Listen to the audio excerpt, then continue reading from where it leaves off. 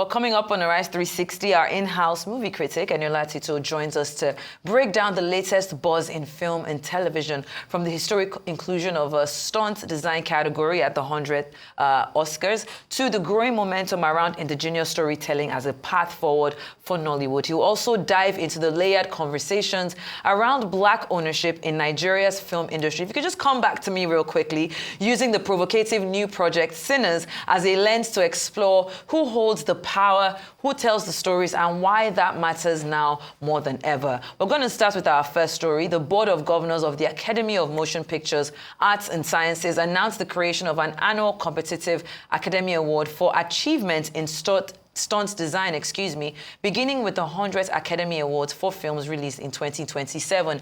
Category rules for eligibility and voting for the inaugural award will be announced in 2027 with the complete 100th Academy Award rules. Now, the specifics of the awards presentation will be determined by the Academy's Board of Governors and executive leadership at a future date. At the moment, more than 100 stunt professionals are members of the Academy's production and technology branch. Now, Eniola, what are your thoughts about this? You know, I think the first time it's even crossed my mind that we didn't have that category is when I watched The Fall Guy, Ryan Gosling. That was a really good film about stuntmen not necessarily being appreciated as much. So do you think that's what made them think we have to do this? Well, apparently it's been something that's been on for years. They've been advocating for it, and in that community, they are very thrilled that the Academy is recognizing them. And it may have been that, it may have been all the work that Tom Cruise has been doing all these years. You know what, I feel like at this point, Tom Cruise, probably when they're doing the very first that's one. That's what the honorary award, lifetime achievement for stunts. I'm telling you, because he's been doing stunts since the first Mission Impossible. Yeah. But what do you make of this? It's a welcome development. Yeah, and it will get a lot of interest back in the award ceremony. People who like action films don't necessarily watch the Oscars because they feel like the Oscars is more for the dramatic performances and whatnot. But now that this category is being recognized, it will get them to watch, the Oscars, since films that they like, guys, action buffs, so to speak. Since their films are being recognized. I'm an Oscar fan normally, but now I'm even more enthused about it, seeing that stunt design is going to be recognized from 2027 at the Oscars. Definitely, yeah. And the last new award category that was, I think, created was Achievement in Casting. That was in 2024, and it began at the 9th. It's going to begin at the 98th. I think it was just the 97 that just happened. So, it's good. I like this because it's like they're finally listening. There was, I think this was 4 or 5 years ago, where we had that, Oscar So White campaign. So thankfully, the Academy Awards are saying, okay, we're going to continue to create more categories. And I wonder how that, kind of boils down or trickles down to our own, award ceremonies here. We have the AMVCAs coming up next week, the May 10th, I believe. And we're going to have you back in the studios to talk about all the winners. Fingers crossed. There has been complaints about certain categories that are not featured, but on the back end, I remember Busola Tejumola saying something like, if we decide to put all the categories, we will not sleep. We will be there all night. So do you think there's more that can be done? Should they follow in the footsteps of the academies, as it were? Well, our indigenous awards, they should be careful about following, the lead of the Western world, and still try and keep things relevant to us. I don't see the AMVC as including something like an action or stunt category. But I think they are doing well thus far. It was just recently that they stopped some key categories being public voting categories. Because those public voting categories became a popularity contest where it's the actors and actresses with huge followings that will end up winning. So once that stopped, I think that was 2 or 3 editions ago, we've seen more, how will I put this, more deserving winners for some categories. So I think AMVCAs and the AMA Awards, various awards, should pace themselves and just stick to what's relevant. And like Dr. Tejumola said, not everything needs to be recognized in that regard. There are other ways of recognizing accomplishments in film and TV. All right then, so let's talk about indigenous movies as they were in Nigeria. We did see like a plethora of those kind of movies. Seven Doors. We saw Lisabi. We saw House of Ga. There's so many of them. Jagun Jagun. There's even one I think that Iyabo Ojojo's did. Olododo. Iyabo Olododo. Yes. So let's talk about that. I really want us to, because first off, if we even just talk about the movies that make it to the Oscars, there's that. But are you appreciative of the fact that we have more original indigenous stories making its way to the streaming platforms? And what does that mean for Nollywood, as it were? Well, I mean, it's a trend that's been around for a while. I think what really kicked it off in a big sense was Ageshinkole, King of Thieves, which came out in 2022.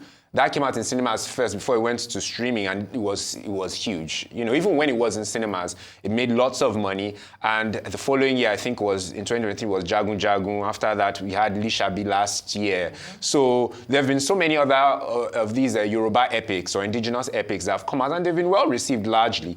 And I think there's still a demand for it. First of all, it's still a recently new trend. You know, to be honest, seeing these indigenous films produced at this scale, receiving this kind of reception from the public, right? So it's still relatively new. I think there's still space. We're not tired of it yet. You know, I don't think the audience is tired of it yet. The challenge is that making these films like House of Ga and whatnot, they're very demanding, or financially and otherwise, right? So to produce quality, which a lot of the audience is demanding these days, there needs to be time, to produce these things. It's just unfortunate that for many of these films, keep seeing the same faces, or it's the same people in front of the camera and behind the camera. If you list like 7 of these movies, Adedimiji Lateef is in probably 5 of them. It just needs time for quality to be produced for those types of films. But there's still very much, in my opinion, there still is a demand for them, in my opinion. Yeah, there is a demand for them, but there's also people that would say that, you know how a lot of trends come in, even in the music space, in the movie space, it seems as if there's a particular type of movie that is reigning and that movie does well, then we now see loads of people going in that direction. Fine, there's that cultural representation, but do you think that we're getting to a place where it's being overdone, or are we still treading lightly, when it comes to this? And it also seems as if we're seeing more Yoruba than any indigenous other, than any other. We're not seeing as many other tribes. Let's talk about that a bit. In fact, when I saw, there was a really good film I saw a couple of years ago, Yahoo Plus, and it was a contemporary film, but it's largely Igbo. They spoke Igbo, and it came out in cinemas. I think Yahoo Plus was 2 or 3 years ago, and it was predominantly Igbo. And I was hoping back then that this was the beginning of us seeing more Igbo Nollywood in mainstream, right, in cinemas. The way Yoruba Nollywood has been quite successful online and in the cinemas, I was hoping that we'd see a lot of Igbo Nollywood, because Igbo culture is very rich, in my opinion. But for some reason, we just haven't seen that. I don't know why they haven't produced it because I'm sure the North, Kannywood, they are producing a lot, and I'm sure Igbo Nollywood too is producing a lot, but for some reason, they are not getting picked up by the streamers, and they're not going to cinema, and I wonder why. But I really would like for that to happen, because it's a great way to showcase our rich culture and our rich and diverse culture. I mean, there are several other tribes in Nigeria, as we know, but the 3 main ones, Yoruba, Hausa, and Igbo. It would be nice to see other cultures being displayed on the big screen. Definitely. And when we think about what needs to happen for like Nollywood, like you said, to embrace a wider range of indigenous stories, with like the different tribes or the different cultures, as it were, we'll continue to bring those, diverse voices to the table. So I agree with you on that 100%. And I hope that producers are watching this at home and taking notes that, okay, maybe this is something that we can hop on. But I want us to move on now very quickly to our next story, which is basically Sinners, which has topped, the box office. I think, as of when I checked before I came on here, I think it had made about $48 million US, and it only came out last week. Let's take a look at the trailer, come back and discuss. You want some? You keep dancing with the devil. Careful, boy. You gonna bite off more than you can chew. One day he's gonna follow you home. Because it's a problem now. What the hell going on? Oh, we heard tale of a party. This world already left you for dead. I can save you from your fate. You don't need no saving. Yes, you do. And you are? I am. Your way out.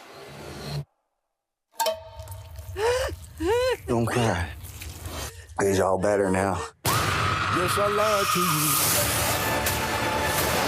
I don't believe in magic. Wow, there's so much to say about that particular movie. But you know what? I'm going to let us take a breather. We'll go on a short break, come back, and we'll dissect this phenomena that is Sinners. Don't go anywhere. You're still watching Arise 360. Yeah, that's my best part about that ad. Headies is happening this weekend, of course, back to base here in Lagos, Nigeria. I cannot wait. Arise is going to be live and direct on the red carpet, bringing you the juicy details from the biggest stars from that night. But let's move on now, or actually go back to where we were before. We're talking about Sinners and the cultural phenomena that it has become. Honestly, it's not my fault that a week after I'm still talking about this movie. And I remember I called it when I watched that movie. I was like, this movie is gonna go places. It's just the perfect blend. I mean, it's a horror. You know, when you won't say it's a horror genre, I think that's a bit confusing for people because they expect going to just go there to be scared. But it's not really horror like that. It's on the mild side. But then it has action, it has folklore, and there's so many like multiple layers of it. Yeah. But let's start from what this means. And I'm even talking from the part of the deal that Ryan Coogler actually signed with Warner Brothers for this movie, which gives him ownership rights, I think, after 25 years. What does that mean for Black Black Hollywood, as it were?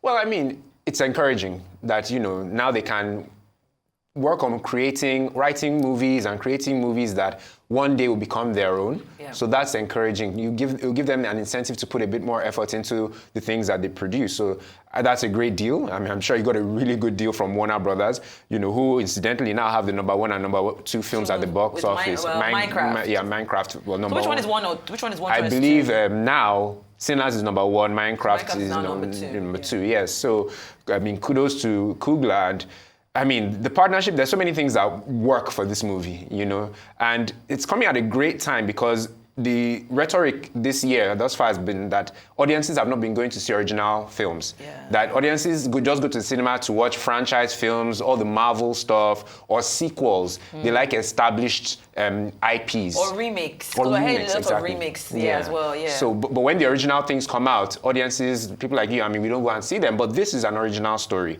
This is not, there's no antecedent for it, but people have gone out to see it in overwhelming numbers. And I think you said it made 40-something million. It actually made 61 million. As of today? No, as at the end of, as in Easter Monday. Wow. So the Easter weekend, it made $61 million. And this is a $90 million movie. So it's made 2/3 of its money.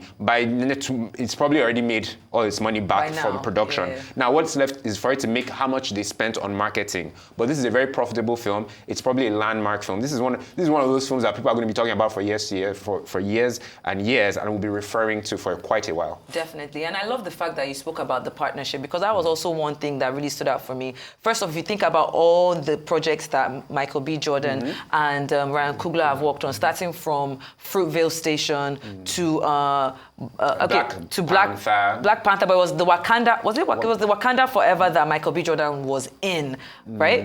No, he was in both. Was the first Black Panther film and Wakanda Forever. He was in both. Fantastic. M.B. Jordan was in both, and Coogler directed both. And then the Creed series as well. I think they did about three movies as well. I'm not sure if Coogler directed all three, but I think he directed a couple of them. It was definitely This is their involved. 5th time working together. What do you have to say about such a partnership? Do you think it's something that, if it doesn't break, if it's not broken, don't fix it, just keep going? And can we see those kind of partnerships in Nigeria? We are seeing them. Yeah. Jade Oshiberu and Toby Bakri. Ramsey Noah has actors he works with frequently. Biodun Stephen has actors she works with frequently, like Bisola Ayeola and co. So filmmakers like working with actors that they understand or who understand them. It's just a mantra in life. You like working with people that understand you and that you understand. And the good thing about Coogler and Jordan with this film is that they are both doing the press tour. It's not just B. Jordan, because he's the biggest name in the movie, right? Yeah.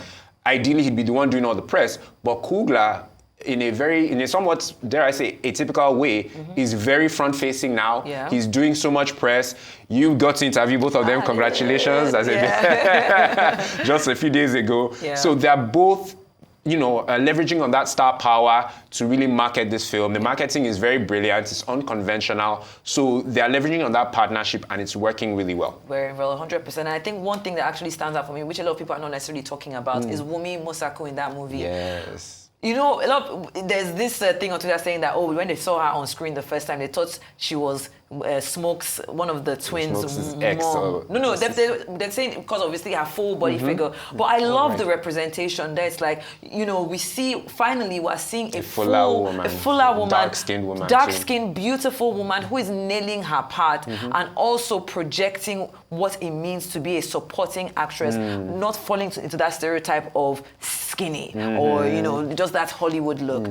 Just quick comments before we go to our last question. I mean, the representation was really good in that film. You had Asians in the film, you had Irish, you had Native Americans. So, and it depicted that era where these are the races that came together to build a lot of America back in those days, the buildings, the cities and whatnot. So representation in that regard was nice. And also, in terms of the love interest, like you just mentioned, seeing a fuller figured woman, dark-skinned women, and I think that was also Coogler's influence because he's all about that type of thing. So kudos, and it didn't go unnoticed by audiences. It definitely did. Well, very quickly, because we have just 1 minute to go, I took a story earlier on the show about Bimbo Ademoye calling out Ghanaian TV stations for playing her movies without authorization. The same thing has happened to Omoni Oboli in the past. The same thing has happened to Ruth Kadiri in the past. Yeah. What are your thoughts about this? How can we curb this problem of intellectual property, especially across borders? When I heard, I was like, wow, what's their version of NBC, Nigerian Broadcasting Corporation Commission? What are they doing? How are they letting this fly? And it's sad that now those of us outside of Ghana now know Ghana for this. It's very bad PR for them. And honestly, it made me feel like at least Nigeria, we don't do those things. I don't know that any Nigerian TV station would take a film from YouTube and put it on their TV station, especially during daytime hours or not like in the dead of the night. So I like that she's gotten a response and it seems as if something is going to be done about it. Kudos to her for drawing attention to it and really fighting tooth and nail to protect her IP and to protect her revenue, because at the end of the day, it's about that, and it's IP as well. So kudos to her, and I think it's a big win for Nollywood. Definitely. I agree. Let's just take a bit of her, responding to this very quickly. I don't want your money. Don't put my movie up. All the TV stations in Ghana that put my movie, I didn't give you permission to don't put my movie up. Ayodeji Films. You don't put my movie up, but you put my thumbnail and my title, and then you pretend like it's a part 2. I'm warning you. Actually, you're the one I'm looking for because I want to use you as an example. Ayodeji Films. I'm calling you. Oh my goodness! Out. The fact that thumbnail thing as well, because I've fallen victim to it because I love Bimbo. So if I see a thumbnail, I want to click on it. That in itself, in 30 seconds, it's like it's going to drag. It's going to drag Ayodeji. We run out of time. But I always love having you in the studio. I can't wait because the next time we're going to have you sat here. We're going to know who the winners of the next AFVC is, and we're going to dissect it with a dagger. Knife. We're going to chop it up. Thank you so much, Tito. We appreciate you. Our resident movie critic who is flying the flag high. You've been watching Arise 360 with me, Shaiton Atigari. Ikena will be back with us. We missed him on the show today. Thank you so much for watching, and goodbye.